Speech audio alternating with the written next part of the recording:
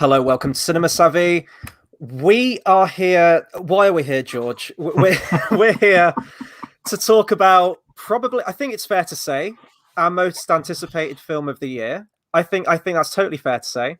Maybe Fast and Furious 9, or it was mine Not anyway. after Bond. Not after Bond. Okay, maybe. Well, I don't know. We've got Top so much five. to It's talk in my about. top five. It's in my top five. I'll leave it there. It's in my top I five. don't even know where to begin with this film. Pretty much like the film itself. We knew we had to do one of these, so we do have a plan. Unlike the film itself, probably we do have a plan. We're just going completely spoiler filled on this one. We have so much to unpack, to talk about. So much happens in the span of 2.5 hours in this film. This franchise goes to places that we never even thought was possible, and then some. This is going to be a fun one today. I guess I don't. Is it usual order of business? We doing socials on this thing before jumping into it? This is just madness. Yeah, I mean, we say spoilers. This isn't like Loki, right? We're not deep diving. We're not saying what's next in a kind of we need to know.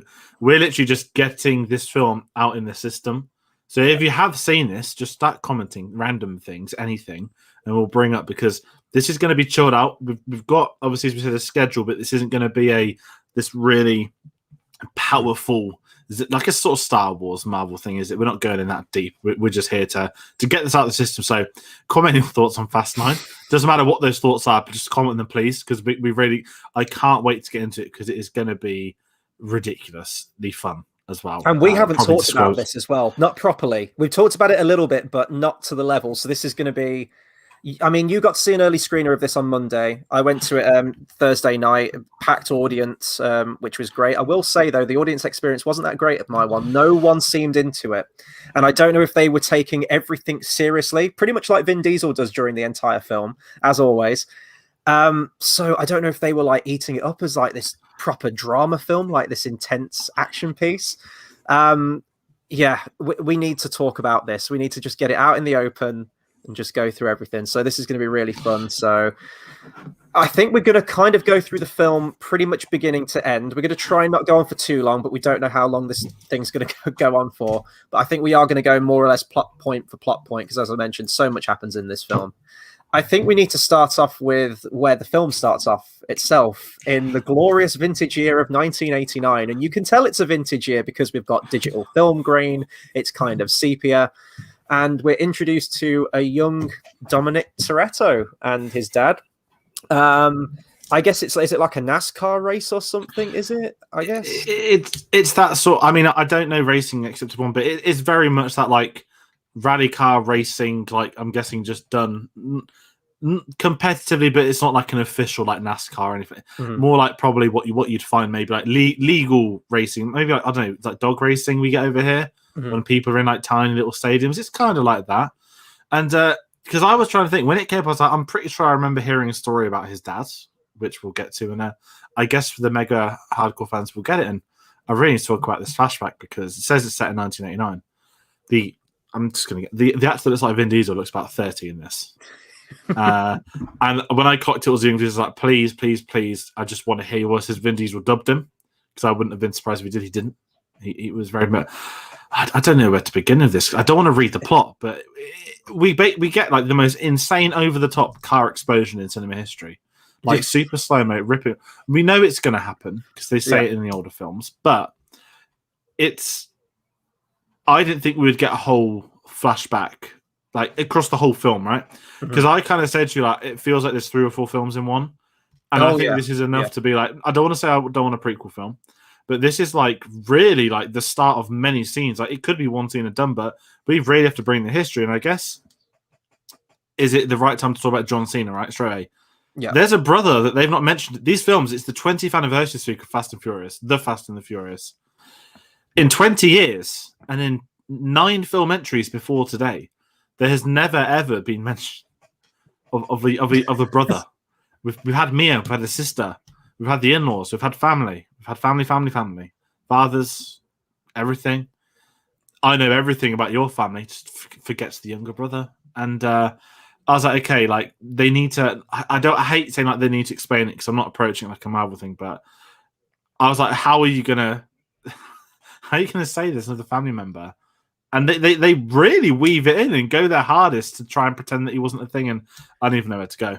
it culminated for me when you've got like Mia in it. I think it's actually probably towards the end. She says like it's when like they're kind of reconciling with John Cena. I'm jumping all the way to the end in this thing. They're reconciling with John Cena, and she's like, "I don't want to lose you again." I was like, it felt more weird from her perspective, like having a brother, because as you mentioned, like no one's ever mentioned it. And it's all about mindset with this film, isn't it? I think this is almost like a good place to start as well, is that we knew, well, did we know? We knew relatively what this film was going to be like, the kind of places it was going to go to, the fact that just leave your brain at the door. It's not needed for these films because it's just the stuff they do in these films is just ridiculous. Exactly, yeah. You can't go into these films and start picking at threads and going, well, this doesn't make sense that, you know, they never mentioned a brother. I'm fine with just, they could invent a whole extended family for Dominic Toretto in Fast 10 and 11, and I'm fine with it. I don't care. I don't go for the plot.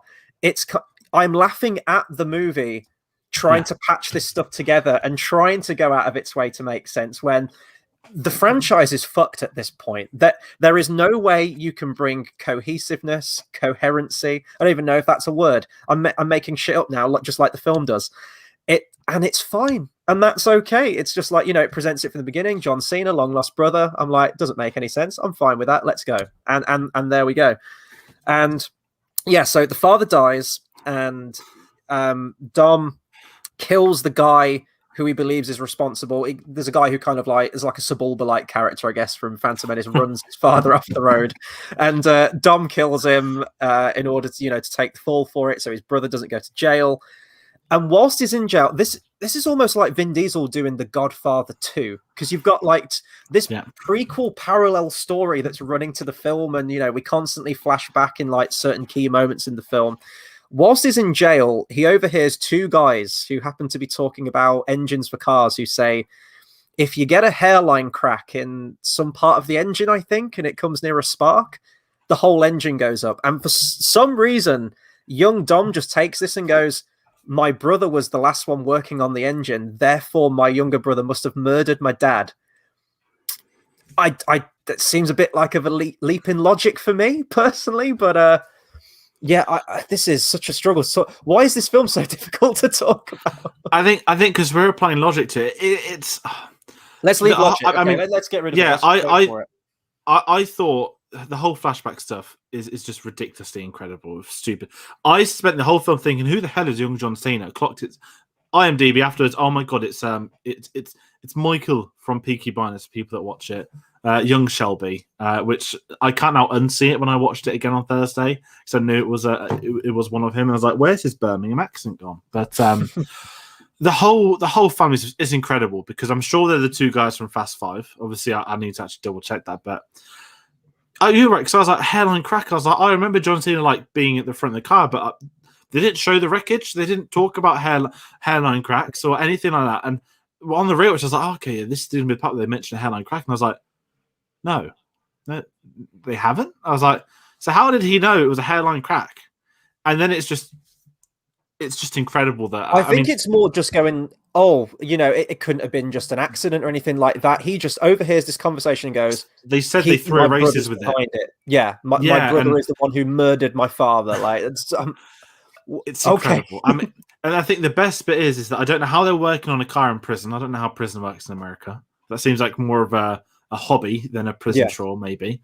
But it's when he comes out and they get, I want to say one of my favorite, not moments of the film, it sounds horrible. One of the complaints, right, and this is Fast and Furious, this is the beauty of it. I know many friends that will be like, can't stand those films. They are way too over the top now. I just want films about street racing. And I'm there like, but they weren't that good. Mm-hmm. They were fine and they were watchable. They were not the Fast and Furious. I wouldn't be talking about them on an hour video or whatever. And I will say, getting a throwback to the street racing is like, don't get me wrong, I'm not one of them. I don't want it, but I was like, oh my god, we're actually getting racing again. It's been so long, and it's the whole in the streets. I was like, oh my god, he's got the Vin Diesel jacket on. Of course, they have the chains, the t-shirts. I was like, Vin Diesel has literally just put him in the costume. He's put everyone in their costumes for the rest of the whole film. And like, there's even like meant to be young Mia, I think, that waves the flag or something. And it's just incredible. Like the rules is that if you lose, you carry on driving. Don't ever stop. Don't ever come back. We're done. And I'm there like, well, we know you're going to win, but if that's their logic to make out they didn't have a brother for 20 years, fair play for how ridiculous it really was. And I think the best thing about the entire thing is I thought they were about to say Breathed by the Prodigy when I was really excited. And it was a remix. Mm-hmm. And then I was like, well, Charlie's Angels Full Throttle did do Breathed by the Prodigy a lot better. No one can top that. But I was amazed at the street race that there was like loads of super slow-mo. I was like, is Zack Snyder done this scene? Like, there was a fly. There was a fly in super slow-mo. And I was like, that's fine. And you get the classic, the NOS, the blue bottles of NOS, which we've not seen in ages. And there was the not triggering it too early, which I remembered as well from one of the early Fast films. Yeah, and it's like, I don't know if it's meant to be meta or it's like a reflection of that kind of nonsense, but it was so funny. And then it's the way that he legit lost the race and just carried on driving. Like, in what world do you need a street race and just never return? I say you work out your family drama and politics on the streets, don't you? With cars in this franchise, it was. I mean, they did chuck a street race in for good measure. That was nice of them. I tell you what, that was a tonal whiplash when we get on with the rest of the plot. It's like you look at that and I say, oh yeah, this is what it used to be about. I remember this franchise, and yeah, like I think Dominic Toretto has always rocked the white tank top ever since he was a kid, and I don't think he's ever taken that top off. I think that's the one that we see him wearing in the first few films, maybe. It'll be like that Jay-Z. Have you ever seen a video of Jay-Z's room where he has like a whole wardrobe and it is only the exact same pair of Jordan 1s that are white, and he has the same shoe that he just wears and wears and wears. It's insane, but that's probably Dominic Toretto's wardrobe. You know, in Spider-Man 2 as well, like he opens the wardrobe, it's like Spider-Man suit, then normal suit. It's like Vin Diesel just like tank top. And I'm here for it. It's so stupid, but I didn't mind it. Because I was so, I mean, that's like what, an hour in, and then we get the best. I mean, I don't know if I'm jumping ahead too much of the whole Snape's memory stuff, but the whole flashback is just, it's a story within itself, and they get a ridiculous payoff where Vin Diesel appears as Vin Diesel in every single flashback, and he was there the entire time. He becomes young Vin Diesel with the mirror tricks as well, and it's just incredible. And I just sat there thinking, like, I just need to put like the Snape music over the top, because at the end, obviously, that's the moment in which he. I don't want to say he forgives his brother, but is that his wake up call? Like, this is the part where John Cena becomes family. Like, I didn't really get it, and it's just. Well, I mean, they spell that out right from the beginning, don't they? With the dad, where he's like, the bigger man is the man who walks away or something, and you know, don't be antagonistic, don't fight. Well, I mean, Vin Diesel didn't really heed that advice, does he? Because there's a moment where he fights like 200 guys and wins. We'll talk about that later. Oh my god. So, I don't even know where to start. So, I think the flashbacks have sort of zicked us everywhere, haven't they? Let's go from like the actual main sort of like part of the film now then. So once again, and I think we mentioned this the other day, how many times has this been Dominic trying to start a peaceful life for himself and get out of the game? It always finds a way back. It's like John Wick, like you can't stay out of the game. Once you're in it, you're in it. And we get little Brian. He's just chilling with Letty, all the peaceful life, and then we have Tyrese who rocks up with the crew, and they say like there's a super secret mission. Who are these people working for? I keep thinking about that. Are they working for the government now at this point? Is it like the secret service? They're basically superheroes when you watch this film now, because they're completely indestructible, and there is a running gag about them being indestructible, which is fantastic. And you mentioned like this is the most self-aware one. I think you're absolutely right with that. It's just like it's almost like every 80s action film plot, and really kind of every Fast and Furious plot now at this point. It's like, I'm retired or something like that. And then they always get in the game, and it's not even 15 minutes into the film and he's back in the game. I did wonder about that. Is no one going to talk about the fact that they just leave little Brian on his own? Because they said it is Paul Walker. So would he have taken him to Paul Walker? Yeah, so because when Mia turns up, it's the whole like, you got out. I didn't. And then she's like, they're with Brian now, he's good. Yeah, but Vin Diesel would know that because he would have dropped little Brian off. No, that's what he said. Like he'd have known. He. Oh, did he take him there? Okay, I thought they just left the kid there. It's just they drove off. It's like Rogue One. Yeah, just like been waiting there for Forrest Whitaker to turn up. A month later, that'd have been incredible at the same time. But it's so stupid because it feels like every trailer for these new films always starts with him in his retired life, and I don't know when did they retire after Fast 5 and we're on 9 now. I think so. You could write this film in your sleep. Fast 6, I can't remember what kickstarted Fast 6. Fast 7 was the death of Han, which we get to talk about. Fast 8 was the random "you've got a kid now" fridging kill. You got to get Charlize Theron, and obviously this one, I don't even know. It's the fact when they're like, what I will give it credit for, there was no pissing about. They went straight into the mission. Like this film did not waste any time in putting us into one of its most ridiculous set pieces of all time. That was incredible. You know, we said you turn your brain off, you come in this film for ridiculous things. They literally are playing Call of Duty at this point in time. Like they're retrieving Kurt Russell, who's not there, from an aeroplane, and there's a military fight and chase, and all of this goes out the window. And you mentioned the Roman stuff. So when he gets like shot by all the men, I was like, this is taking it a bit far. Before the whole joke start, but he gets like massacred by loads of them, and it's incredible. And I'm there like, for me, this is a bit far now. And then 1 minute later, it's the clock. Okay, this is now the running joke. This is the moment. I think if this scene works for you, you're in. This is the day it became self-aware for the very first time. And I think this is a really big thing for me. This film is self-aware, and it knows it's stupid. It knows it's ridiculous, and it knows it is so insane. But it's only ever all these supporting characters that have moments like that, script-wise, writing-wise, performance-wise. It's never ever with Vin Diesel. He's still doing his Superman landings off the side of like upside-down cars and vehicles, but it's these guys that are the ones having the fun with it. And I think that's where I'm in. I'm already in because I'm 9 films in. But at the same time, they've finally become self-aware. I think if they weren't self-aware this time round, I think I might have had to have bowed out of the franchise. But they were so in on it. And I think that's why that works for me. Yeah, Tyrese kind of has his Jules from Pulp Fiction moment in this film, doesn't he? Like it's like divine intervention, or there's a higher power protecting us, like we're meant to survive or something like that. And that's the whole thing. So I always loved Tyrese's character. He's probably my favorite alongside Ludacris. I think the pairing between those two is just it's what I go and see these films for, among many other things, but they're definitely sort of like the highlight in terms of the main crew for me. They always have been. And you see the trailers for this thing. So if you've seen the trailers for the film, you know there's the whole magnet plane thing and the Spider-Man swing with the car on the bridge. I thought that was going to be like the main action set piece later on in the film. I had no idea that was going to be your opening action scene. And when you open with that, the scene kind of ended. I was like, where'd you go from there? Like, I knew we were going to get to the magnets and everything like that you see in the trailer, but I thought, fuck me, like we're already doing this crazy shit. And actually it starts off relatively restrained, apart from the bit where he gets peppered with like 14 bullets or something like that, and he's absolutely fine. Yeah. But you've got real cars driving, and it's like we're entering a minefield. I thought, bring it on. It's like we've got to gun it at like 80 miles an hour. It's almost like speed. We've got to keep it consistent at 80 miles an hour because the delay time between triggering the mine and the explosion, that's the speed we've got to be going if we want to outrun these people. So they're driving and it's great, and there's real explosions with real cars. And then it goes into video game territory. And whenever it goes off the deep end in this film, it's like, switch it to CGI because this shit is physically impossible. We need computers for it. Tyrese gets blown up, slingshotted, and wedges himself between these two rocks. And he's like upside down facing the ground. And conveniently, there's a mine on the ground right underneath him. And the cars, it's almost like Jurassic Park, The Lost World, where it's like it's fallen, it's inching down towards this mine.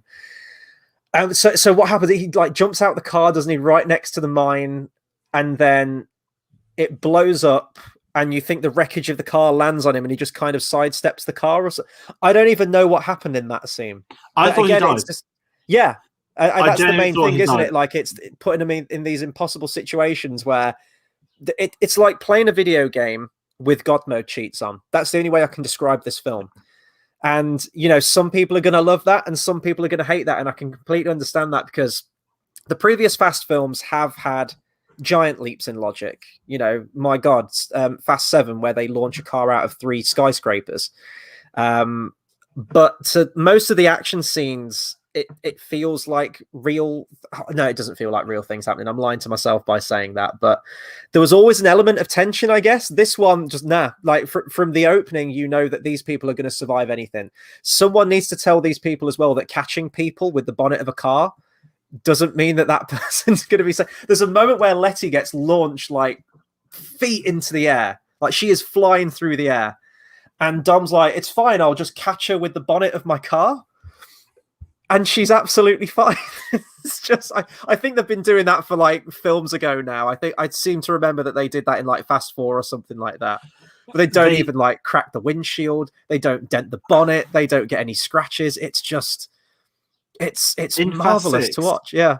In Fast 6, it's the huge motorway scene of the tank where he gets like shot across the motorway on a mountain bridge, and he catches Letty. That's it. And then he lands on the bonnet of the car and cracks all. And that was like took the piss out of by everyone. But I watched this and I was like, this is going to be a thing now, isn't it? And I'm not saying they're in on this. Yeah. Now they're doing. I don't think they did it in the older films like that. But in this one, there's a scene there where John Cena is like, it's like a ping pong thing, isn't it? Like he's like lands on one, catches, jumps onto the next. I'm like, I don't think that's how it works, but that's fine. And like, there's another one. It's just, it happens so much. And I think, again, I'm saying, like, was this Vin Diesel looking at this thinking, how this is really funny, I can do it? Or is it him like, this is legitimately my plan of how this makes sense? And I need to know what goes on inside his head. I just want it because it is incredible. And when you mentioned earlier, the whole British, I just kept thinking of Indiana Jones and the Temple of Doom. When I was like, physics were defied. I know I don't know if I'm jumping too far now, but the whole concept of the bridge is incredible because both crowds were incredible for this because when the bridge snaps and it drops down, the car is still driving upwards at it, and this is where, again, I'm loving this. This is ridiculous, and this is, again, it's not like you've had, if this was in Fast 5 and you've had relatively kind of weird, but nothing too out of the ordinary, driving things, I'd be like, what the fuck is this? But here we are now. I'm like, I'm not surprised. There were people laugh. Everyone was laughing. I think this is the thing, right? In both screenings I was in, the first one was obviously full because it was the press screening. I was really worried about. There was a lot of like journalists there from like Empire and stuff, and when you start to recognize faces, it goes, "Oh, it's like, are these the kind of people that would want to watch fast film?" And everyone seems. I think when us like film environment know these films are stupid and you're in, I think that's when you have the fun with it. Whereas there will be people, no doubt, somewhere in the world that watch this thinking like, I want to see a serious film about cars. And like, by now you must know. But the car driving up the collapsed bridge is right. And it like, do they put the I don't know if it's, is it called NOS? I don't know, the speed thing. Yeah, it's like yeah. They turn it on to keep it going, and it is just incredible. And that's just your appetizer. Yeah, that's just your appetizer before you get to the Vin Diesel stuff with the bridge. And that's the thing, like John Cena's revving and the magnet plane, which was in the trailer, and it's like got a glorious reveal. Again, the concept works in that scene, and the magnet becomes a very big thing. And the one thing I want to say, I'm not looking into it too deep. When they are on the minefield, one of them says something like, "It's something new," and I don't know if that was a dig at not the audience, but again, self-referential. Are they on it that everyone says, what can they do next that's new? And that's what I think they're literally going about. The whole slow tank. It was really well done because it's so insanely stupid. And it's the whole trapping the car. Does he put the brakes on and it like sticks to the wheel, and it when they do the Spider-Man thing? I don't understand what's going on. I thought it was rolls to do with magnets, but they don't have the magnets at that point either. I think it was just a lucky thing where it latched underneath the bodywork. He slammed his brakes on. He knew that apparently the way he'd hit it. I mean, Dominic Toretto, he's not Australian. He's a fucking scientist because the physics of getting the swing around. I always look back to what's one of the best car stunts I've ever seen. It's Cena Row. When the car flips, I think was it 7 full flips or something like that? Yeah. I remember that was a humongous thing back in the day on TV, and it was real. There was a stuntman in there, which is insane. And I'm just sat here like, this car has just swung off a cliff, and done that about 20 times. And it's cut to Dominic Toretto, not even a scratch or a bit of blood. And that is what makes it. Saying something that ridiculous, that stupid, and that's your opening action sequence, right? That is, if you aren't already in, please just leave, because that has set the standard of what this film is going to do and where it's going to go. And I just think it is incredible. And you don't see films like this. Even Michael Bay can't do stuff like this. It's reached a point now where this franchise is so on it. And I will give full respect to Universal for just continuing to fund it. Because why not? It makes a shit ton of money. They make money. All of them do. It makes a lot of money. And obviously, I'm not saying it's the only reason they still make them. But, you know, when these films are hitting $1 billion pre-COVID, well over $1 billion, why would they stop when they want to carry on doing it? And the people at home want to see it. We want to see more of them. And I'm just Bridge, Central America, magnet plane, everything, open 20 minutes. What the fuck's going to happen now? And I'm here. I'm ready. I don't know. I don't even know what I can say on that. And this is like one of your first like big blockbusters as well, like with cinemas reopening, like post-COVID. I think people are just ready for a film like this. We were kind of talking about, I know we pre-recorded Moonraker yesterday. We were talking about how people want more of this escapism, just fun, just entertainment, fun. And you get it with this film now. If someone says, you know, I'm out after that first action scene, that's fine. Like I can understand it. It just, I'm going to compare this to another video game series. This has gone the way of Saints Row. And you could argue that maybe it's gone the way of Saints Row films ago. But this was the one that cemented it for me. Saints Row was a video game series. I think it's like 4 games into it now with 1 expansion. When it started off, it was like a Grand Theft Auto clone. And it was very, you know, street level, gangs, drugs, you know, making money, fast cars, all that stuff. 2 added a little bit of silliness in there, but it was still very much grounded. Saints Row 3 comes out, and it's this. It's this. And then Saints Row 4, you get aliens. And you know what? Maybe we will get aliens come Fast 10. You know, we're already setting up in that direction. Where do they go after Fast 9? You know, we ask that question every single Fast and Furious film. Genuinely, I'm at odds after this film, not knowing where they can go. We know they're doing a double parter, so who knows? But I never before have I seen an action film where so much ridiculous shit is happening in front of me that I just kind of become numb to it. I didn't even sort of go, oh, this is ridiculous. I was just in awe at what was happening. But the film kept going and going and going, and more ridiculous things were happening. And I wasn't reacting to them because I became immune to it. Like, so I couldn't really take in the spectacle and go, wow, this is fantastic. I was just sort of catatonic in my cinema seat, just sort of watching all of this crazy shit happening. Now, granted, I think the trailers kind of showed a lot of what was coming. So we knew there was going to be like the giant truck flip. We knew there was going to be like the whole magnet scene and the magnet plane and everything. So I do think the trailers gave away quite a lot, but they didn't give away everything. And by the end of this film, we're going to talk about it later on in the plan, but I'm just like, sure, why not? I think it might turn some people off, but I'm not one of those people because we kind of wanted this, you know. We'll talk about space later, but we've been wanting that. Every time we talk about this film, it's always, when are we going to get to space? When are we going to get there? And this was the film that did it. Yeah, and it's happened. It's happened though, and we're self-aware here like, again, self-aware. Exactly. And that, yeah. I think the director did an interview where they asked him like, "What was the origin of this choice?" And he goes, "Well, my son kind of pitched it to me, and he's about 6 or 7. I believe that. Yeah, and you know, they fucking drive a car in space, not go to space. They drive a car in space. But more on that later. I don't even know what happened.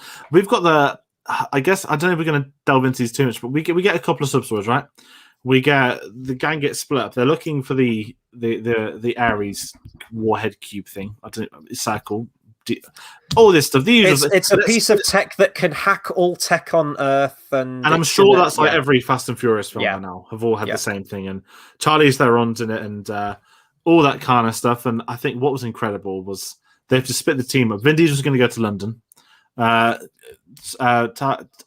always think Tyrese and Ludacris are going to go to Germany because they know some guys, and Letty and Mia are going to go to Tokyo because there's a clue about why they need Han. Why is Han involved? And Starting with London, because I reckon there's a big thing here. We haven't even spoken about the Cardi B cameo. Oh, fucking hell. There's a whole subplot where Helen Mirren pops up for a minute. And she's great in these. The fact they still managed to get Helen Mirren in these films is ridiculous. Her Cockney accent is ridiculous, but it's incredible. And there's a random scene where she's naked stuff, but the whole point of it is that he gets delivered to a house party, basically, where John Cena's at. Now, this was blowing my mind. So, this building they turned to, right? To me, it's like, oh, look, fancy building. Apparently, this is like Hampton Court Palace or like something like that, like some really big, famous place. I was like, there's just a street party. Obviously, you know, the way the fast films are, you know, pretty girls dancing, all in synchronized white, supercars there. I thought it was Billie Eilish singing. It's not. It just sounds like that kind of music. Mm-hmm. And, you know, ultimate cool house party, big John Cena in an insane three-piece suit with his chain on full display. And we have the first villain confrontation standoff nonsense. And I don't even know where he go with this. This went nowhere to me. Because he gets set up he gets set up, but it's not a setup because he predicted the setup because the ones doing the setup are his friends.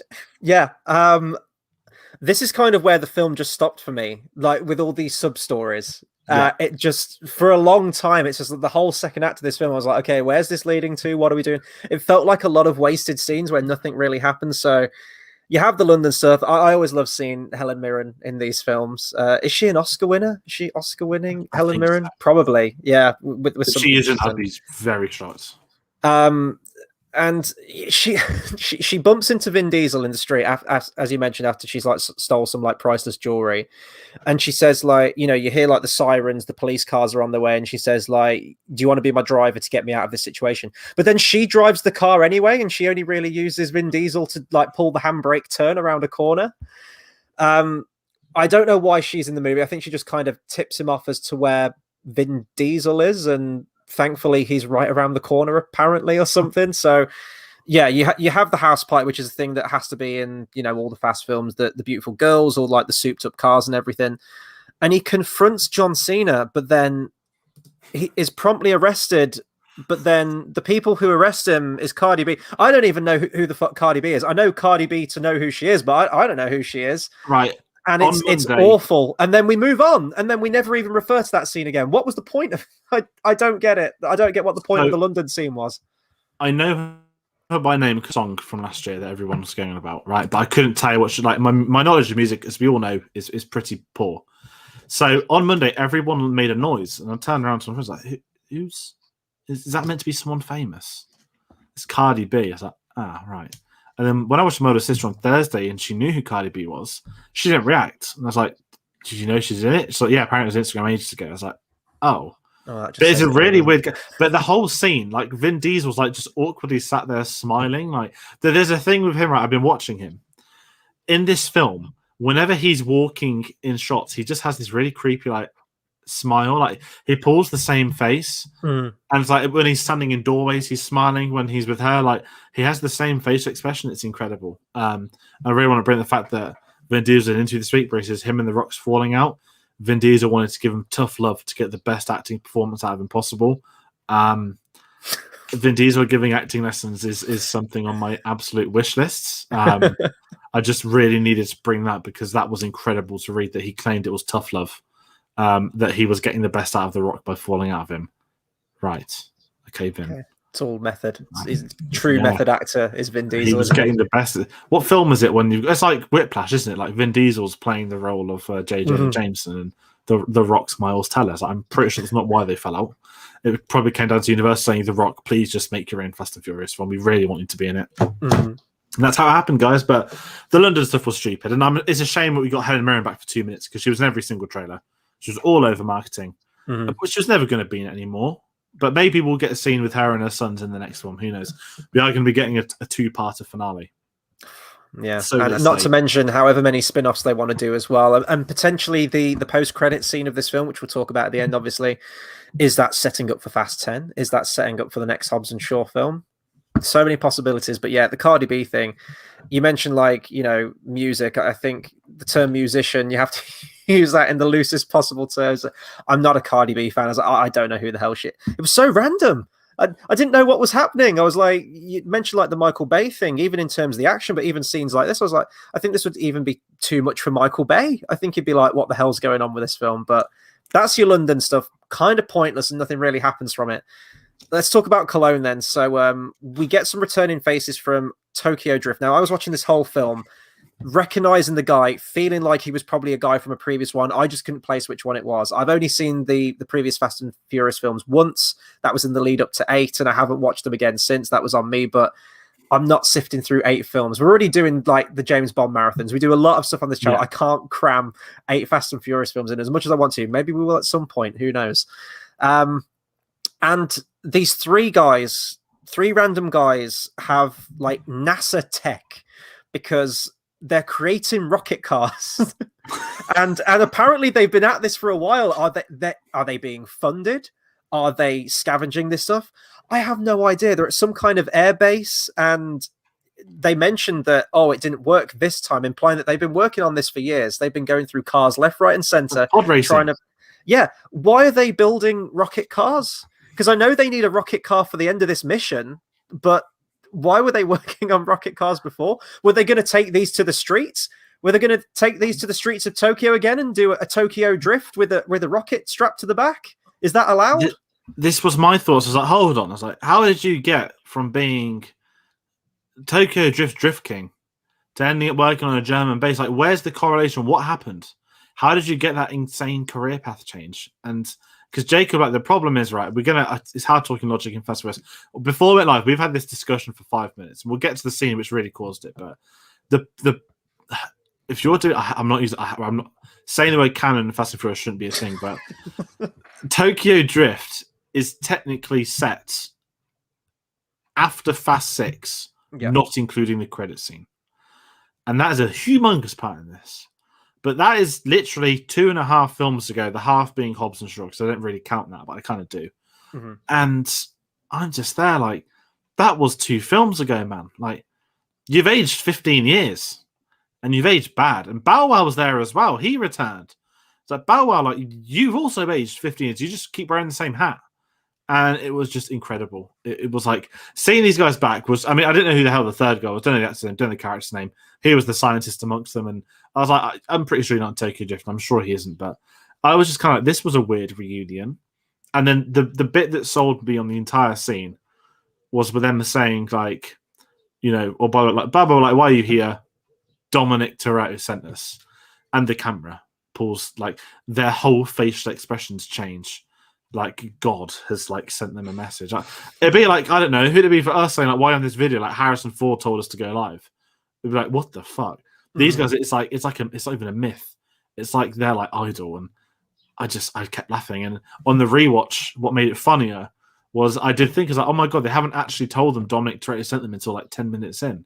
Mm-hmm. But it was just, I mean, they were racing planes in the neighborhood airfield, and I'm just there, and I was like, okay, we know we're going to go to space, but how can you at least show us the scene of them trying in? Again, if you're not in by now, get out the game. It's like that scene from the Dan Eisen, like the man that reads out the Joker 6, like, get out of the game before. It's just they're building a rocket plane for no reason. I don't know who's hired them or why. We don't need to know who's hired them or why, but it's just like, why would you go from Tokyo to that? I don't know. And it's Germany, and you filmed it at the airbase The Force Awakens filmed on. I'm not saying anyone knows it, but I think it's like old famous English airbase for the RAF. Like, why don't you just say it's in England still? It's random. We're in Cologne. I was like, you're not in Cologne. Trying to sound exotic by saying you're in Germany when you're not. It just makes sense, but none of it does make sense. That's why it makes sense. It's just, speaking of another thing that makes no sense, I think the other, like, sort of like branched off story, because we've got a big supporting cast with this one. We go back to Tokyo. We got Letty and Mia kind of bombing off, and I was watching this scene. They go to like this, this Japanese food stand, don't they? And they get like food with chopsticks. I don't think any of them can use chopsticks, because apart from a single piece of lettuce that Mia eats, like, you keep seeing them trying to pick stuff up, and it's like me trying to use chopsticks. It's just, and I wasn't even paying attention to what they were saying in the scene. I just kept looking at them with the chopsticks. That's a weird thing with me anyway. But we get reintroduced to Han, Now, the one thing that this film had to do was explain. The one thing that they had to do was explain how he came back. I'm fine with him coming back because, again, fuck it, right? Just, it's the Star Wars thing. No one's ever really gone. It's the Marvel thing. We can't kill these characters. They basically are like Marvel characters now at this point. Do they explain how he came back? Because I watched this movie and I was waiting for an explanation that kind of happened, and then within 5 seconds it was gone, and they never referred to it again. It's the whole like Mr. Nobody's secretive, and he just managed to make sure that he was not in the crash. I'm like that's not an explanation. I know. That's why it's like it's kind of there. Like, what franchise is it? Is it Marvel? It is the whole like, oh, how do they die? Shield. Yeah, it's like that, and it's like, how did he not die? Oh, well, Mr. Nobody. And I'm like, come on, Kurt Russell, like. Because I was trying to piece it together in my head, because obviously you have Tokyo Drift and the events that you see in that film when it came out. Then it was Fast 7, I want to say, with Statham, who shot Han. Killed him. No, he's the one that drove the car that took him out. That was it. And then the car ignites. Does he get out? I thought he got out of the car though and like stared at his body in like the flaming wreckage or something. Did that happen, or am I just making that up? What, Jason Statham or his friend? Yeah, I thought he like nudges the car, and then I thought he gets out of the car and like looks at him. He walks over, I think, whilst he's like before it's blown up, throws the Dominic Toretto necklace at him. Because you see that in the film in this part, don't you? You see the defeat and then he walks away. One of the greatest was like Dominic Toretto. He's like, he's a classic. You ain't heard. That was unreal seeing that at the cinema. I'm sorry, I must say, like going back up years, that was insanely incredible getting him back. But no, the whole, and this is what made me laugh. Like when you go back to Fast 6, like oh my god, like Jason Statham actually killed him. He was driving this car, a retcon that actually makes sense. That's incredible. And then we get to this one. It's like we still have the Jason Statham retcon, but in the shadows, Kurt Russell was watching. And Han was there, and it was like he'd vanished, like the Kylo Ren death. Like he was in the car, the camera cuts, and then he's not. And it was like, what? And it was Luke at the end of Last Jedi, like, see you around, kid, like just digital projection. And then he stood with Kurt Russell. Like, right, I was like, okay, you're standing with Kurt Russell. Okay, I get it. And it's like a whole film in one. Like, again, taken into that whole Han being alive is a big thing. John Cena having a brother being a brother is a big thing. Coming out of retirement again is a big thing, let alone the bloody film. And all this kind of crap going on. It reminds me of Rocky 2, and I don't mean this as a criticism, because I love Rocky 2. Do you remember I said of Rocky 2? It's almost like Stallone thinks it's done. So he gets engaged, he gets married, he has a kid, he fights again, he wins. He did everything that he would have probably done in 4 or 5 films. That's one that this feels like. This one's like, we're just going to keep creating more. And we've reached a point now where the only characters that haven't been killed is Giselle and Jesse, as in who have been killed, who have not come back. I probably don't think they can afford Gal Gadot. I wouldn't be surprised at this point in time, but I guess it makes sense that it would defy everything else to be even more stupid than it already was. So we're just in this all. But the whole Han comeback, he doesn't actually do anything in the film. No, I was let down by that. Yeah, and I was like, so you just kind of wanted him back. I get it. Like, Letty is understandable because she's such an integral part of it. Whereas like Han was like, you were like the really good thing. I mean, I love Tokyo Drift, but the way they approached Fast was like Han was clearly one of the best things in it. And that'd be really cool if we can get you back in the 4th one. Oh, we'll get you in the 5th one. Sorry, he comes. Yeah, is he in the 4th one or the 5th one? 5th one, I think. 5 and 6. Definitely in the 5th. Yeah, and I love that they do those little mini things to integrate them all together. And it's just reassuring. I was like, did you need him back? Because in the whole 5th one, it's like, his gimmick is that he's a Carmine and he can be anywhere. And it's that kind of weird thing. I'm fine with it, but he just didn't do it. He just had a new haircut.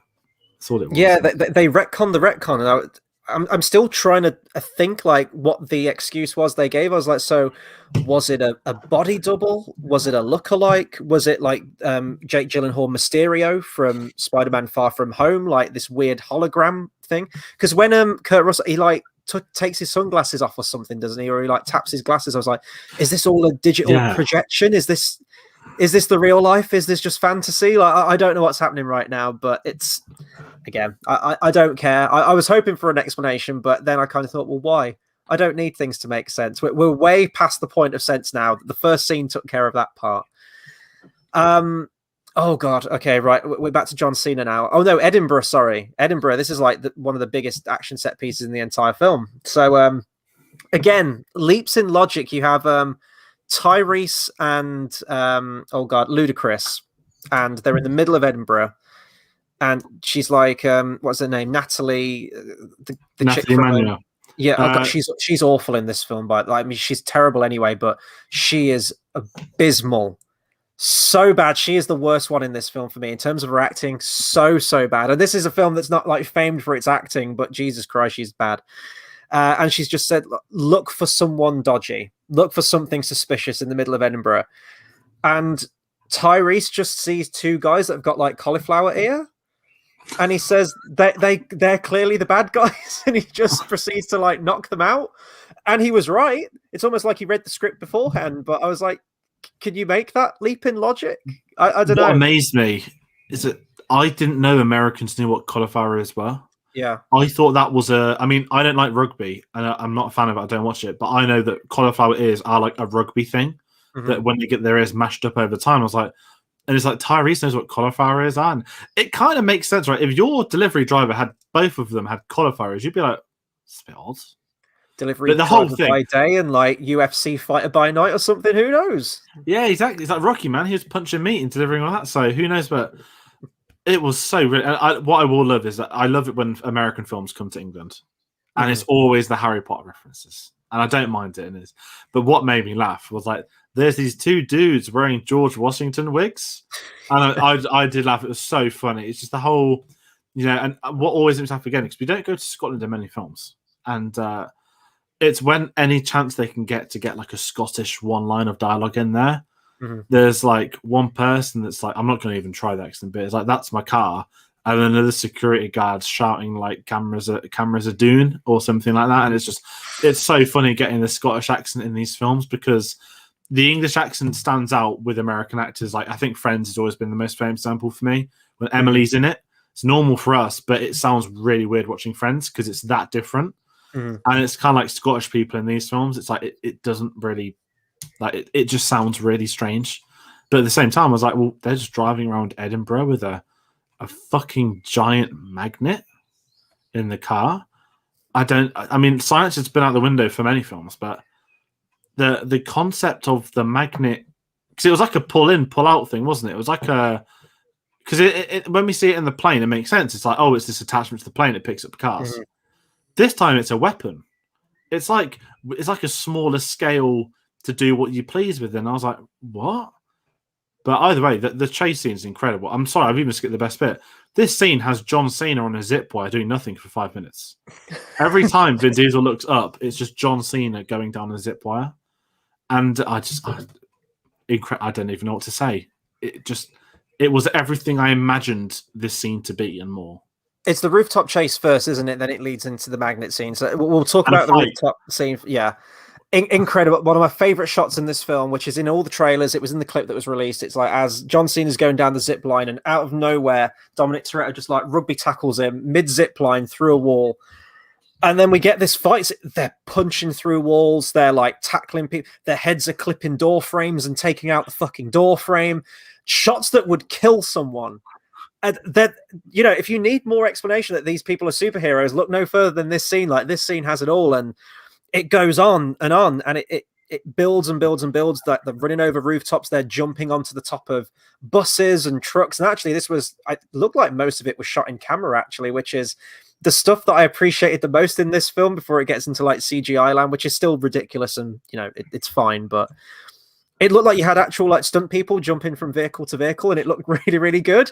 And you've got like the two crews. You've got the creepy, weird Otto guy who's working for the villains, trying to chase down and sort of extract John Cena, and you've got the rest of the crew trying to pick up Dominic Toretto. I think all of them are trying to get John Cena though, ultimately, aren't they? They're trying to apprehend him, and then we get the magnet scene. Again, if you've seen the clips, if you've seen the trailers, the magnet makes no sense.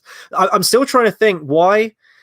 I get the magnet on the plane, as you mentioned, for like extraction and everything. Why did they have a giant super magnet? Because the whole thing was having the Ares, wasn't it? That's all they needed, was just to get two halves of this thing, plug it into a thing, and they've got control of the tech. What was the point of having the magnet other than having like a cool action set piece for a film that has magnets? I don't understand. They said it's an EMP, but it doesn't do any EMP things. It doesn't. No, it doesn't shut down anything. No, it repels and it attracts. That's all it does. And yet, it was their explanation to wipe down the entire CCTV system in Edinburgh. Which was it to like shroud everything like in a magnetic field so no one can see what they're doing? There's probably a line of dialogue. It was meant. They talk about taking out the cameras.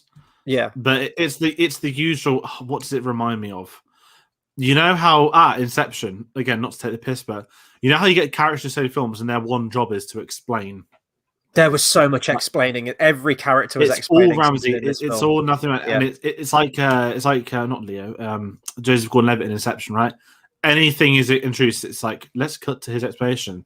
It's like Nathalie Emmanuel in this, that anytime there's like a piece of technology, she knows what it is already. Mm-hmm. And the same with Charlize Theron. She's like a master computer hacker, and I'm like, right. And it's and the thing is, I swear, when they introduced the character of Nathalie Emmanuel, I think it was the 7th one, maybe. Obviously it was like she was the object they needed to find. Like it was a person, not a machine. Mm-hmm. And the whole Charlize Theron thing is a carbon copy of it all. It's like using the same thing but in a villainous trope. And again, in this one, like they just took those magnets. No one cared. The rich guy was rich. He didn't care they already had his magnets. And they made out, was it like a metal that's never been known to mankind or some shit like that? Like unobtainium or some shit? Like what's this made of? But the whole sequence, because it's in every trailer, we knew what was going to happen with John Cena's car. But it was like the car, it goes into a van at probably like 80 miles an hour through a wall, and the van doesn't even like shake. It catches it, like, you know when you play Lego games, so like catch Lego studs. Yeah, it was kind of like that. It was like, and all right, like what happened next? Did John Cena, like, was he sideways stuck in the car? Like, I don't understand any of it. Yeah, he would have. Yeah, he would have been, wouldn't he? Well, couldn't he have just got out? Like, could he have got out of the car? Or yeah. Again, we're trying to bring logic into this, and I'm going to try and bring logic into this now because this is just jokes. The selective magnet in this entire film. Selective magnet's a better word. Yeah. Whatever the plot needs it to, it'll attract that thing. It won't attract anything else. There's a fight scene in the middle of the truck, or they're outside or something, and it's when it gets turned on for the first time and his silver chain is drawn to it. And he says, you do know that silver isn't attracted by magnets, but there's plenty of other magnetic shit around. They've got like a coat with a zipper that has a metal zip, and their coat isn't being attracted. Nothing is being attracted around it. It makes no sense at all. And that's the thing, like even in Indiana Jones 4, I remember, where the crystal skull has magnetic powers. There's, giant metal things are being attracted to it, but then things in the foreground that are tiny aren't being attracted at all. I think that's just the thing with magnets in films. It's just, there's never any consistency at all. But yeah, it's just selective. And I just kind of threw my hands up afterwards. I was like, why am I trying to bring logic into this? They're driving through streets and just ripping things out of interiors of buildings that are attaching to vehicles. I'm like, if you pass someone that's got, had surgery, has a pacemaker, you've just fucking killed that person. Like, no one's thinking about if you're walking a dog and you've got a dog lead, guess what? Bye old Yeller. Like, they would have killed thousands of people driving through the streets doing this, but it's cool. And again, it's that set piece, isn't it? It's that memorable thing. When I go through the Fast films, I go, Fast 4, it's the one with the tunnels, the drug cartel. 5, it's the safe. 6, it's the airport London, with the never-ending takeoff point. 7, it's the skyscraper one. 8, it's the submarine. This is the magnet one, and this is what I guess I could say the space one now as well. There's 2 things in this, but it's the one with the magnets. It's like, let's think of the gimmick for this film and let's just run with it, and they do exactly that. You get like 2 major magnetic action scenes in this film. It's great to watch. It is a spectacle, I'll give it that. But one of my favorite shots, actually, looks like it's done in camera. It's where she turns it up, magnetizes 2 cars to the side, and then he says like reverse it and repels it, and you just see them like slam into cars. I love that part. That's probably one of my favorites in the film. Yeah, and I think it's moments like that where you still have that real bit of action to go with it. Yes, there's a lot of stupid CGI, but they'll still try and do. I think the things they know they can do, they'll do. And that sounds a bit strange, but they're not going to think about. Like, imagine Chris Nolan watching this, right? Because we know he's a big Fast and Furious fan. He said it in loads of interviews. I can imagine Nolan watching, saying, I wonder if I could create a magnet weapon. He'd build a real magnet, wouldn't he? Yeah, of course he would. Yeah, and I was like, I kind of want to see it, but like then everyone would get massacred. Like the crew, not filmers, but like there's driving the car, no problems in the world. Like later on, when they're like taking the piss, when they turn the magnet, they hold on to their laptop on the side of their desk. Us holding it's going to keep the magnet together, and it just takes everything else out of the room. Even though they like put it to a max force, but they're holding their arm on it, definitely kept that under control. And yet in the same scenes, you know, if a man's holding a gun, the man also flies into the magnet with them too. Yeah. So it's, you know, again, logic is out the window, but the whole magnet stuff is just fucking incredible. I don't think anything else in the world can get away with it, personally. No. I think these guys, and the fact they dropped in that first trailer, the magnet plane, I was like, oh, that was a really big reveal. It was not. Mm-hmm. This is a key thing, and I'm glad that it came in right at the beginning on that plane to then weaponize it and keep using throughout, because we get a lot of other magnet scenes where they all come in handy, which is certainly the big truck flip finale is all apparently done off the logic of magnets and slamming the brakes on. But if we have one more car with one more magnet, we can take down this giant truck and flip it. It's like a fucking you get them buses, right? They're like not double deckers, but they're like double buses, and they have like a bendy middle, don't they? Between them. Yeah. Like, yeah. Let's just armor that and just make it a thing. Why not? We'll fix that, but I think we should talk about the base. We mentioned the John Cena, them being funny. Yeah. This is incredible because there is I don't even know what you'd say. John Cena was with Mr. Nobody all along, which I don't know if that's meant to be a twist. They kept going on about a rogue agent. And I was like, I'm pretty sure they told us ages ago that rogue agent was John Cena. And it's like, this is Mr. Nobody's hideout. And he had a rogue agent. And it's like, was it meant to be somebody else? I don't really know. And I missed that part. I must have tuned out at that part. I don't even remember them saying about that he was a rogue agent. And he's like, the whole spy thing, that's my word. I'm like, he's put it on a plate for you, man. But the whole breaking out of, I don't even, what do you even call it? I call it the Skyfall scene. Well, Vin Diesel he makes like a last stand, doesn't he? I mean, there's a last stand, and then there's like, he does, like you mentioned it to me the other day, he does like the Bane back break on someone, like he's pulling chains out the wall, he's hanging people. Yeah, like he somehow knows the right angle to throw to have them hung. I don't even know what you call it. It is probably a last stand. He becomes it's like the heroic sacrifice. Yeah, but you know, he's not the music's getting all sad, and you know he takes out one guy, and then two guys come out, and he take them out, and then a whole room full of guys comes out, and you know they get him on the ground, and they all surround him, and you think, oh, that's it. You know, he's been no, and then he triggers God mode and becomes Kratos all of a sudden, and just displays almost Herculean feats of strength. So there's these giant, almost like anchor chains that are just dangling from the ceiling because it looks cool. Vin Diesel grabs a hold of these chains, just pulls the entire roof down. I couldn't even believe what I was watching at this point, but again, I was kind of numb to it. I was like, okay, sure. And the whole structure comes down. You see it in the trailer. He free falls hundreds and hundreds of feet down this tunnel, slams into the water, and then Adele starts kicking in. No, it doesn't. But and then I think it goes into the flashback, doesn't it? It's that one that you mentioned where it's Vin Diesel himself almost retracing his steps, like his whole life is flashing before his eyes kind of thing. It's almost like he enters heaven. It's this bright white kind of thing in all these flashbacks. I don't know what was going on. And then Letty jumps in and saves him. I thought, how are they going to get back up that tunnel? Because there was a little walkway at the top, and then it was just like it was just like a sheer drop down to the bottom of this thing. So, you know, maybe she did like this epic GoldenEye-esque swan dive from the top to dive into the water. I'm like, that's fantastic, but how are you getting out of that thing? Because you were just up there a minute ago, which is like 200 feet up in the air. I don't even know what was happening. It was in the trailer, wasn't it? It was such as I just think I can't help but think of Skyfall because the way his body goes into the water, it's a carbon copy, same shot. It's underwater to the right. The body enters down in here, and it's spinning slowly down. Mm-hmm. And then it's a close-up of his face just further into the water. I'm just sat there saying, like, when's Adele going to start singing? This is the end. And then, I don't know if you've ever had the pleasure playing 007 Legends. It was a terrible game. It was for the anniversary. So. It was so bad they didn't make a Bond game after until what's being worked on now. But the way that game starts is you start off in Skyfall, You get the opening scene. He falls off the bridge. He hits the water, and then rather than the light flashing for his eyes, you play a level as every other James Bond for some reason. Oh, that's kind of cool. Yeah, that's Daniel Craig is in all of them, and it's all with modern technology. Oh, okay. No, and so like you do like Moonraker, Dawn of Day, all this shit, and then he wakes up. It's the end, and it just felt like I was watching 007 Legends. Don't recommend the game. It was terrible by the online, but as I said, it almost destroyed that franchise because logistically it didn't even make sense to its own film, right? Because Casino Royale's a reboot, so I don't know why he needed Moonraker. But anyway, all that nonsense aside, it was just so funny. And then he was fine.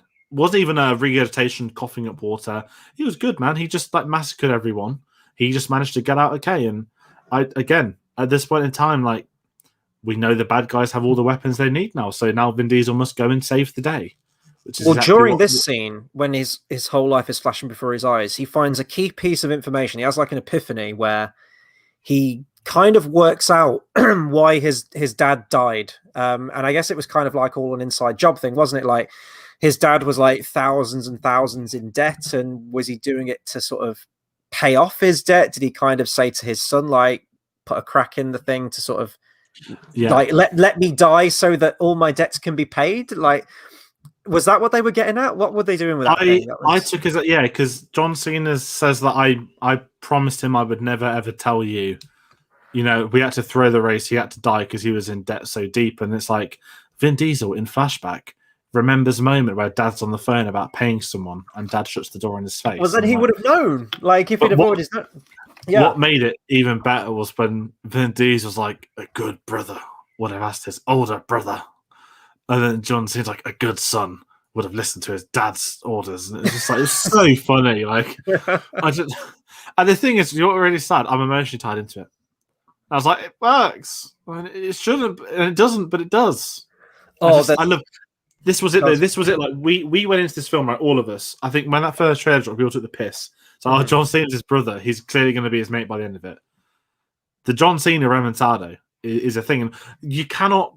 You know, the villains in this film more often than not have ended up being in the family by the next film. Luke Evans, Jason Statham, John Cena. I wouldn't say the fourth guy, but he becomes an ally in Fast 4 and Fast 5. You could kind of say The Rock a little bit as well, because he was trying to track him down and became part of it. Yeah, exactly. And I was like, we knew Cena was going to stay in the family, and he's such a welcome addition to it. But what a ridiculous way to do it. But at the same time, I don't know if it's jumping too far ahead to the ending, but the whole John Cena dynamic with him was just incredible. Like, he looks nothing. They even make jokes saying he looks nothing like Vin Diesel. The whole like chin comment as well. And it's just remarkable. And you know what? And I'll say this to John Cena, I'm not going to be biased wrestling aside. I remember he did action films back in the day. I think was it 7 Round or something? Like there was this one WWE film that everyone had heard of. And with John Cena, you know, I'm very excited. We know we're going to get Peacemaker as a show. He's clearly impressed them. He got his own series. We know he's going to be talented. I don't think he'll be as big as The Rock. I could be wrong. But he has the potential to be. Batista's gone the different route. He's going for acting roles, and he's very big. But I think John Cena needs a film like Fast and Furious to really start to boost him up. Bumblebee, there were like hints of it, but it's like if John Cena wants to do like a ridiculous car robot thing, he should do Fast and Furious, and here we are. It's a couple of years. So just randomly bringing up John Cena, I think when he comes back in the next film, assuming he does. If things are going to get silly, I think John Cena could really be... His comedy stuff is good. Like, he's in on the shit like that. And the best thing about his character is that he is Dominic Toretto's brother, because for some reason, he is so intense. Like, he is 300% like intensity, like Vin Diesel, that I'm not going to say he's in on the joke, but John Cena's performance is like a Vin Diesel in this film, where he is so... zoned in. It's funny, but you know John Cena's in on how ridiculous. The shots of the car montage when he's driving and it morphs into new John Cena, it's just amazing. It just needs to be funny, but it isn't. I just thought John Cena, what an absolute legend, and he fits in. The main thing is he fits in. Yeah, and I was going to bring that up actually, like the comparison you made where, you know, you always say Vin Diesel is just playing it straight 100%. I think you need a character, you need an actor like that or a character like that where there's so much crazy shit. You need in any kind of ensemble, you need the straight man who keeps it tries to keep it on the straight and narrow. You got like the wild card, and you've got all the other crazy shit going around it. And I think you put it brilliantly that Vin Diesel has always been the straight man of the series, and John Cena is trying to replicate that, but he's doing it in a tongue-in-cheek way. He's aware of the joke, and he's trying to offset it with Vin Diesel. Obviously, they're brothers. He has to kind of play the similar kind of character, but Cena's doing it in like a very ironic way, I think, whereas Vin Diesel isn't. I do really want to know if Vin Diesel does see the joke of this franchise now, or if he genuinely, even after this film, still thinks that this is like high art, because surely he's in on the joke as well. He has to be. I personally now, I think he has, as a producer, he has to be on it. Mm-hmm. If he's that serious, I don't think he'd let some of the shit slide that they said in this one. And I'm not going to say he's method acting, but I wonder if he's trying to hold up that hard man dynamic with it all. Yeah. The whole, like, I gave The Rock tough love to get the best out of him. It's like, no, you fell out of him because he got to do a spin-off film and you didn't want him to. Mm-hmm. And your punishment was not to put him in this film. And I definitely, he still takes it seriously. But I think certainly this one, if he isn't aware by now, he's one of the dumbest actors in the world. But he's, as a producer, he has to be aware by now to let them go to space and it not be him that goes to space as well. Mm-hmm. If he was going to space, it'd have a very, very different atmosphere. Yeah. They sent the right people there as far as this film is concerned. But I don't know. But then he might be on it. He might still think it's because he did that really funny movies advert, didn't he? Where he mentioned the movies and it was all really cheesy. And you've got to think he's on it, right? Like, can you be that successful a producer without being in on it by now? Whether he just wants the other ones, maybe I could have made that argument, but after watching this this one went completely off the fucking deep end with this one. He has to be in on the joke. We mentioned space. I think it kind of ties in with like the final action scene, so you have to kind of talk about the two at the same time. So everything's being controlled by a giant satellite. And I mentioned, I guess I can say this now. I couldn't really say this on the Moonraker review that we did because, the guys from Really 007 hadn't seen the film. I didn't want to give anything away. The day that I went to see this film, earlier that afternoon, I watched Moonraker. Later on in the evening, I went to see this. What a double feature. I would never have guessed it was the perfect double feature to follow that up. Crazy, over-the-top, ridiculous action films that both go to space by the end of it. So, and I was with it. This is where I became truly invested in this film. So we saw in the trailer, you've got Tyrese and you've got Ludacris in the car together, and they're in the car with the rocket pack on the back of it, for want of a better word. And I thought they were just going to make it to like the stratosphere. I thought they were going to be like, not quite get to space, but they were going to do like this huge like free fall dive with like the jetpack on there for whatever reason. Because that was all that was really showed in the trailer. And it was like making our ascent. And I was like, a satellite, like, no, they can't. Are they going to do it? I thought this was going to be in like Fast 10 or 11. I had no idea it was going to be in Fast 9. And, they break off the plane and they're flying upwards. And it's like, punch it, Chewie, like, we can do it. And it's when like the sound cuts out and you see the reflection of Earth in the helmet. And I was like, it's like Jeff Goldblum in Jurassic Park. It's like, they did it. The crazy son of a bitches, they did it. We're in space, bro. And that is an actual line from the movie. That is my favorite line from the film. That says everything you need to about this film. And I was with it. I was almost like the Gandalf meme from Return of the King, like the single tear. When you're so overwhelmed with what you're seeing, I was like, we finally made it into space. Now, I don't know where we're going to go after this now. I don't know where you can go after space. Like, I always say space is the place where you go to with a franchise where the franchise is dead, but there's still life left in this franchise, very much so. Where do you go? Have we got aliens? Have we got moon buggies? Are we interdimensional space travel? Fuck, the sky's the limit now at this point, literally. This is why it was so good. This was the cherry on top of the cake for me. This makes it worth the price of admission to see that shot of that car in space. Love it. When they unveiled the car earlier, and I don't mean this to slander, so don't take us this. I've never really liked the DeLorean, not because of the film, the actual car itself.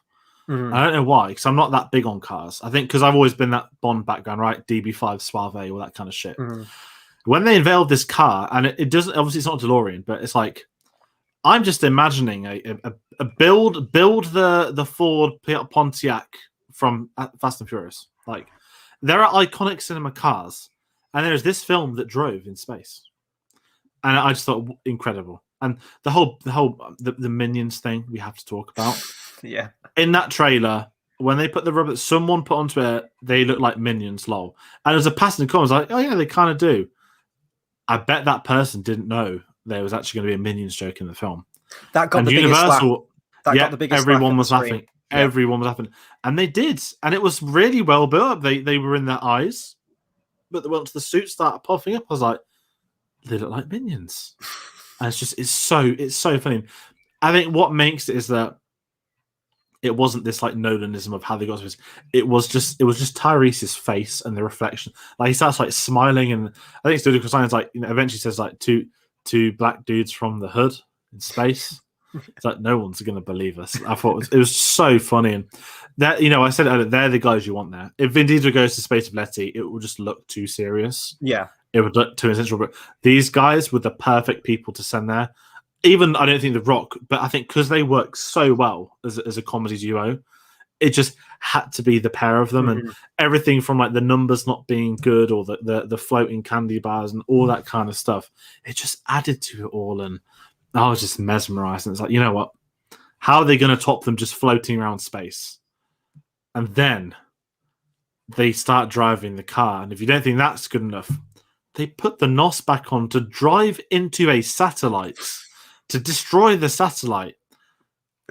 And I'm just saying, like, obviously I didn't want them to die.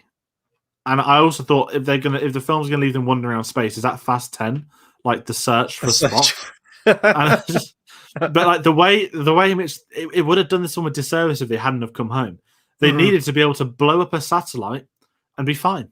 Yeah. And just trot on down to the next space station, wherever the fuck that was, and just be let on board for a couple of weeks. Just incredible. Again, you're right. How do you top that? What do they do next?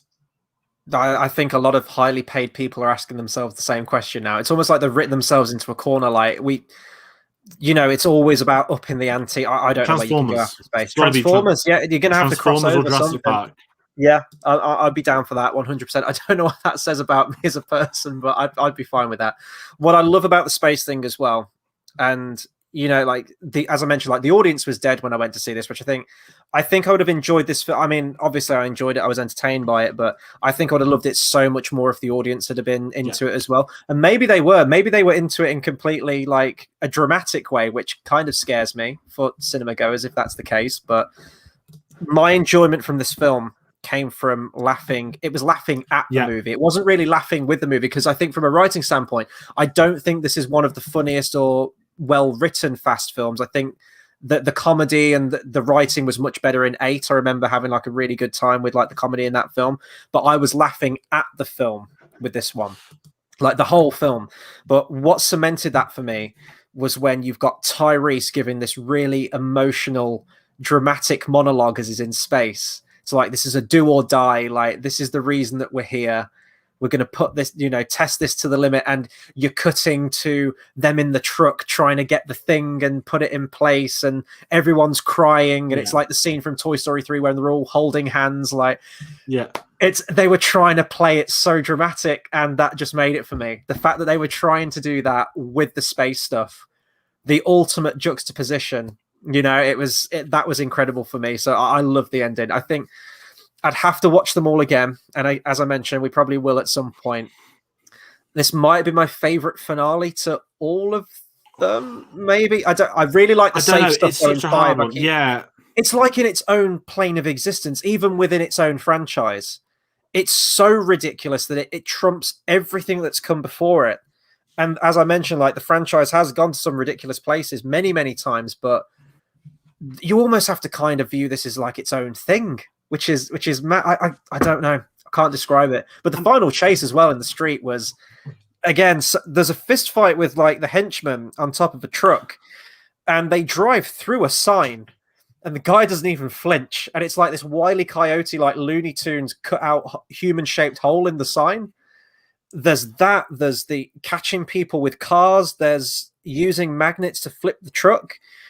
And, if that wasn't enough, chuck space in there just to sweeten the deal, and you've got yourself a package deal. Also, there's the whole the magnet plane comes back into it again. Charlize Theron, she's like, "Fine, I'll do it myself." And like, I thought she was gone. I thought she was dead. Like when she crashes into that truck, she's like, "Shit!" and then crashes into it, explodes. I thought that was it, but she's like from the secret base somewhere in like a drone. Yeah. Like a little simulation thing that she was in. I thought, fine, if it means keeping Charlize Theron around for the final 2 parts, I'm down with it. I thought she was fantastic in this film.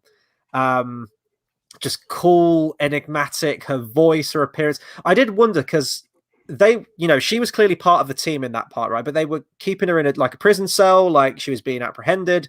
I was like, does she have access to like the best hairdressers and the best makeup stylists? Because she looked $1 million. She looked like she was about to walk out on a catwalk or something. So I don't know where the bowl hair came from. Who can pull that off? She didn't have that innate, did she? Did she have that innate? This is like, no, she didn't. It's like she's got a bowl cut with hair underneath. It's like, what is this? But it's like, I think she made a comment just like, oh yeah, you caught me midair, not even a scratch. And I was like, but he still stole you off an aeroplane, destroyed it, and took you back, and you're like still in your suit jacket.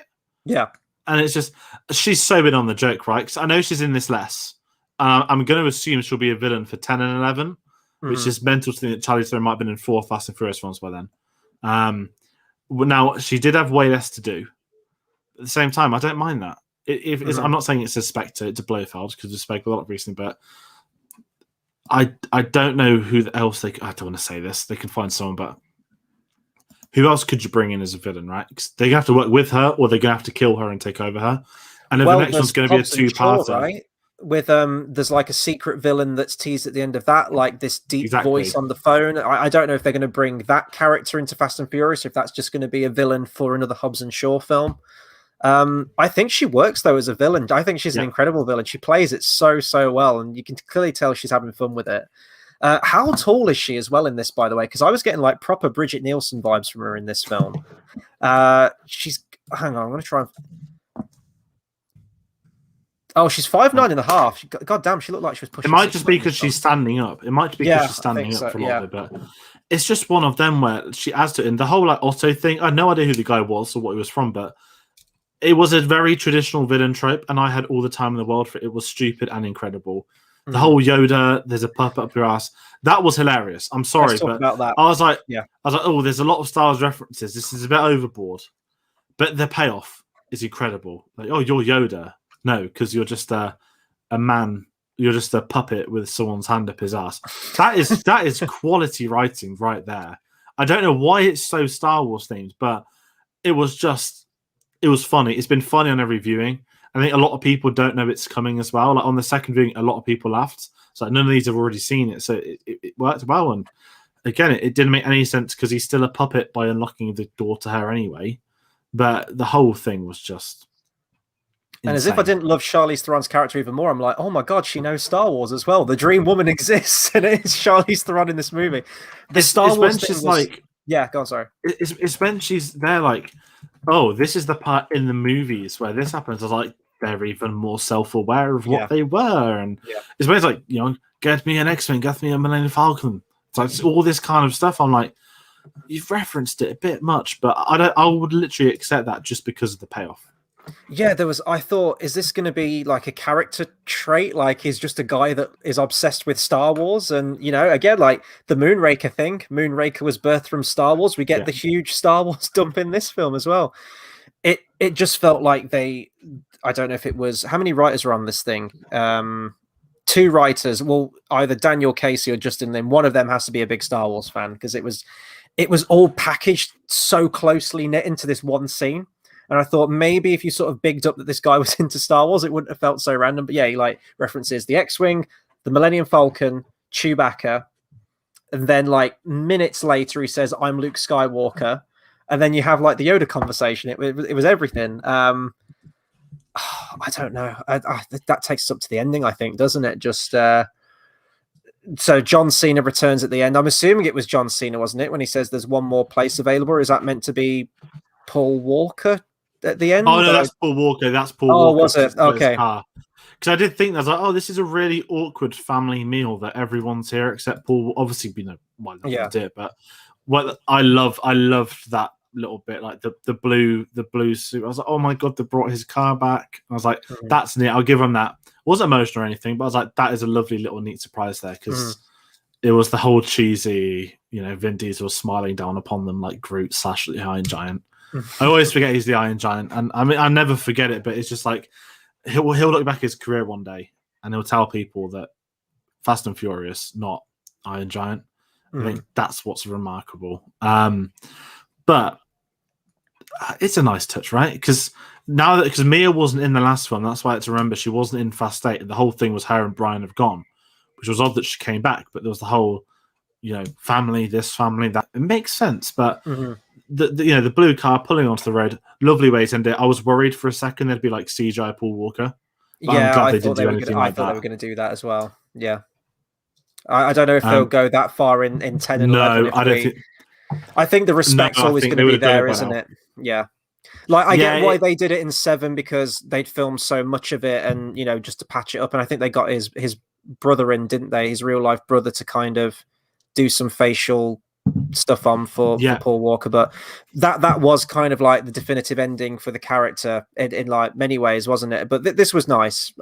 I couldn't place the blue car. As I say, I don't know cars. I couldn't remember the previous films. And just now I was thinking, well, it was either John Cena showing up to like a family meal, like All Is Forgiven, or it's Paul Walker. I guess it was Paul Walker, wasn't it?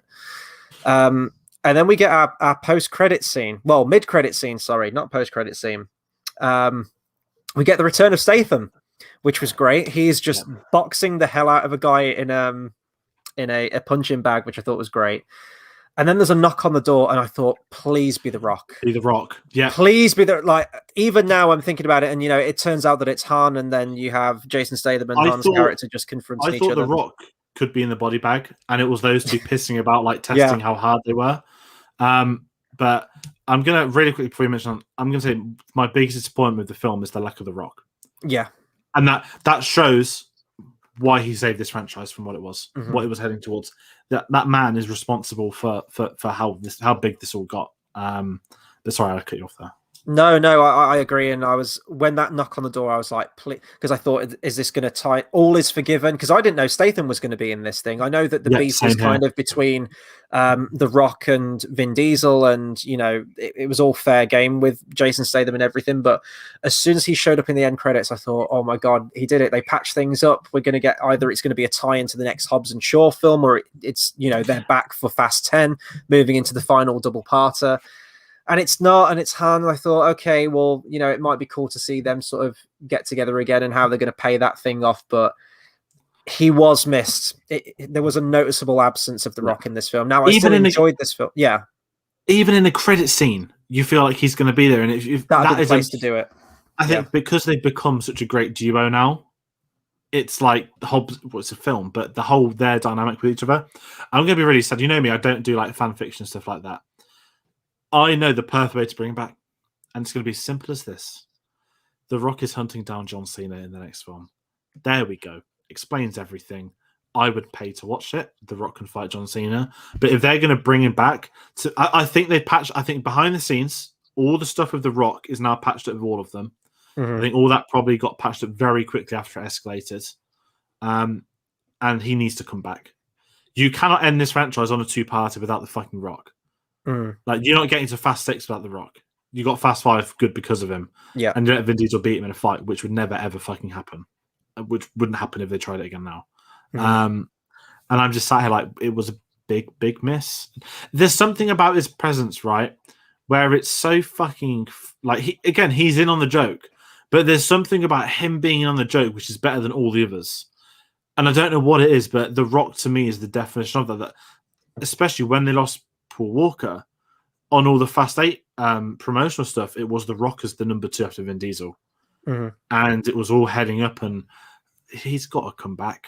He deserves to come back. It's just the charisma, isn't it? And it's the natural humor that he has, and they knew they were onto a good thing with the dynamic between him and Jason Statham, and obviously Hobbs and Shaw was born from that, which itself made a shit ton of money as well, so we know that the audience is there for it. And that's just, Dwayne Dwayne Johnson at the moment. He's got star power. He can bring people in. He's just got like a natural likability to him, and he fit into this ensemble so well. He didn't even need to be the main one, but he was the one that you did kind of focus on and that got, all the cool stuff throughout the films. They need to bring him back for 10. Like, absolutely. You can't finish this franchise without him, and he will come back. He'll definitely come back. But I was kind of gutted by that mid-credit scene.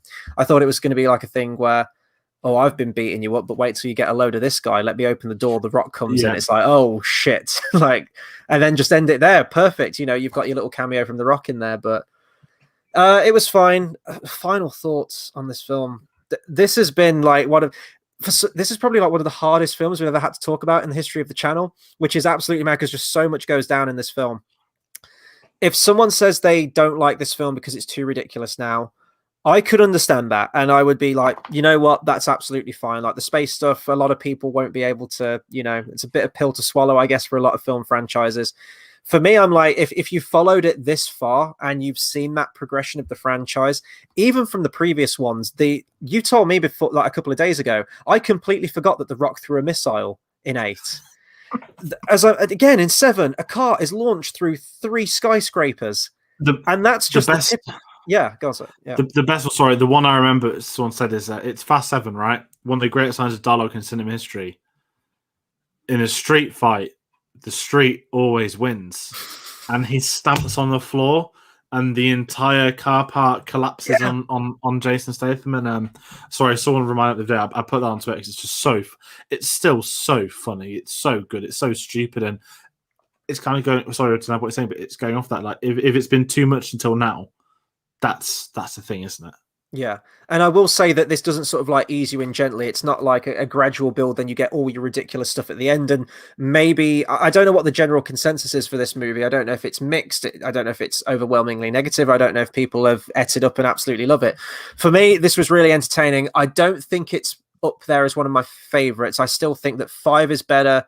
As of right now, I'm going to have to go back and watch them. I still prefer 6 and 8 as well, but it's probably right in before that point. I think it's just a good time. Good big screen experience as well, like the spectacle of the action scenes. And yes, a lot of it is fakey fake and CGI, but it is almost like, I'm not going to say, like films like Birdemic, which are just intentionally bad films, just like those, like Sharknado or something like that. It's almost in that territory now where I'm just like, dazzle me, let's see what you can do this time. And, the space thing, the magnet thing, the Spider-Man car swing at the beginning, there's so much in this film. And because it is self-aware, a lot of people could think that's like a down part for the franchise now, and they're not going to be behind that part. If you're not into this film in the first opening scene, then you may as well just walk out the cinema at that point, because you're going to hate the rest of the film. It's that thing as well, isn't it, that we always say that we can differentiate between when a film is truly great, your best films of all time kind of things, and then a film that we love just because it's damn good fun, or it's a guilty pleasure film, and this fits into that category perfectly for me. It's been so long since I've seen a film, go into the cinema being genuinely excited and anticipating this film. They made me wait a year for this film, and it didn't disappoint. I had a great time. All day I was at work. I was thinking about when I was going to finish and get to the cinema and see this film. And it was nice to have those feelings again for a film. It ain't the best film of all time. Jesus Christ, of course it isn't. But I just love this franchise. And, I say this for every single one. I'm genuinely excited to see where it goes next. The mind boggles. It's a terrifying prospect to even begin to imagine where this franchise is going to go when we get into Fast 10 and 11, let alone that we've got at least 2 more films of this, not to count. They'll probably carry it on if it makes a lot of money, but yeah, it's a recommendation from me, but I know that it's inherently not good. It is the most over the top one. It goes to space, for fuck's sake. Like, can you get more over the top than that? But it's just damn good fun. Good time with it. It's one of them where, if you got to the end of an hour and a half spoiler video, then you're probably in on it in truth, or you want to see that's stupid. But I want to bring this, just come in actually about 40 minutes ago. They've confirmed that the box office for this in America, opening weekend, 70 mil. Biggest one since Corona. I think Quiet Place was 48 or whatever. But this is the kind of film, and I kind of had a discussion the other day, that yes, we love Tenet, the build-up cinema's opening, Nolan being the sort of the champion of cinema, how he speaks, how he goes about the experience, all that. But the general audience, the people that go and put the money down, the people, I always moan about film Twitter, they live in this bubble of self-acknowledgement where they think film Twitter is the worldwide market, but it's not. You're like I don't know, 10,000 people, that's like 100,000 grand. This film's made 70 million this weekend. People want to see this. People are going to go back to the cinema. It's got to be for a film, because I think a lot of people still are nervous. You see a lot of people not going, but this is a film in which this is the cinema audience. They've delayed this on purpose, and people are going to go and watch it. And it's one of them where I absolutely adore them for it. It is incredible to watch. It's stupid to watch. And I think that comes down to the franchise, that you're 9 films in at this point. They're doing new things. So why not? Why not go to space? Why not do this? And you've still got me. This franchise came out 20 years ago now. Little street races. We got one street race in this film. And if that wasn't a way to remind you how much has changed since then, that having a street race feels nostalgic, that is an insane thing to take into account. So I'm going to say watch this. If you don't like this franchise before 9, no point at all, obviously, for obvious reasons. But if you want that, there's nothing out, 2.5 hours, Black Widow's out for another couple of weeks. This is the film that you can watch with a lot of people, have a good time, have a laugh with. And if you're willing to accept how stupid it is, switching the brain off, you're not going to have a problem. But just go and see it at the cinema, because it's just it is a big screen experience. Like it doesn't matter what they do. This one is big screen. The last few all have been. It's not my favorite. I've not done a ranking. It'd probably be maybe 4th or 5th off the top of my head. Yeah, halfway through. Same for me. But, I'm intrigued at what other people think. I've actually I know Rotten Tomatoes is, it only suits people's agendas when they want it to. So slap bang 60% of critics, 85% of audiences. Sounds about right. But personally, I understand why it's not going to sit in the 90s for critics. Of course, it's not. I don't think it's that bad that it should sit in the sort of it's been shit type thing. So, as I said, it's a below average, like the film quality, film production, all that kind of shit you can approach with it goes out the window. You're here for a stupid big screen experience, and this is what you're going to get, the Fast and Furious film. So I think this is it's on the same course journey as all the other ones have been leading up to this film. Now, how they do a 2-parter, I don't know, and I will never know. So that's up for them to decide how they want to do a 2-parter finale. That's going to be, is it going to be, it's up there with Deathly Hallows Part 1 and 2. You've got your Infinity Wars into Endgames. Oh my God, they're going to do an Endgame, aren't they? They have to. Yeah, I think they could do a. I'd be shocked if it didn't end with Vin Diesel dying. That's just another video though. But it would be kind of sad, but because we know he can't retire until he's dead. So, and then we're going to get the inevitable Little B, who in 10 years' time, when they reboot the franchise, is going to be the new. Oh God, I'm not even going to speculate the future of this franchise. I will say though, our background, the theatrical poster, don't believe it. These like sweet, colorful smoke things, not in the film at all. I did want to bring that up. I thought that was going to like filter into the film, not in it at all. But that was almost as exhausting as the film, and the film would be going on for another hour at this point. It's a 2.5-hour film. It's a very long film. Didn't feel 2.5 hours, though, I will say that. If you've made it to the end of this spoiler discussion, if you've still got the stamina, let us know what you thought of this film. What did you think of Fast 9? I think it's going to be a fascinating discussion, and I think this is going to divide people. I think you are going to have the people that find it too ridiculous, or the people that are just along for the journey at this point. Whichever camp you fall into, let us know. Be sure to like, comment, share, and subscribe as always. We've got a lot of other stuff coming up on the channel. Obviously, this was a new release. So whether it's an early screener or whether it's a review, we're going to have you covered. And as you mentioned, Black Widow's out in a few weeks' time now. Still getting the trailer for that thing. That's going to be so nice to finally watch that film and never have to watch the Black Widow trailer ever again. Followed very closely by No Time to Die. As soon as I've watched those two, all will be well in the world. I never have to watch a trailer for either of those films ever again. And actually, kind of on the subject of Marvel, because this film does feel very much like an Avengers film. We, of course, have our Loki discussions every Wednesday, 8 p.m. We're halfway through that now. So, 8 p.m., join us for that if you're watching that franchise as well. And, of course, we've got our James Bond reviews as well. That's every Tuesday, 8 p.m. And to tie in very nicely with this film, we don't plan this. It's just like divine timing, isn't it? Moonraker, which is coming this Tuesday, the 29th. We did record that review last night, and that is an incredible one. And that does break even with a runtime of Fast 9. I will say that. And George, where can people find us on some of our social medias? Yeah, so we announce a lot of stuff on the last minute stuff, other things. So check us out, which is Facebook Cinema Savvy, Twitter @cinema_savvy. You can follow us on letterboxd.com/cinema savvy, and we've got a link to our TeePublic store in the description below. But we post their videos when they're going to go live, last minute stuff, new editions, other things. So have a check on them. We'll obviously follow people back as well. So yeah, that's the best way to find out about some of our newer videos or potentially futuristic videos, but we'll let you know. But hit us up on the social medias, and as always, let us know your thoughts on this film. Comment it. We do reply to comments, so if you want to comment how ludicrous this is, how stupid this is, we shall do that indeed. So yeah, I want to thank everyone for watching, and we'll see you on the next one. Absolutely. See you guys.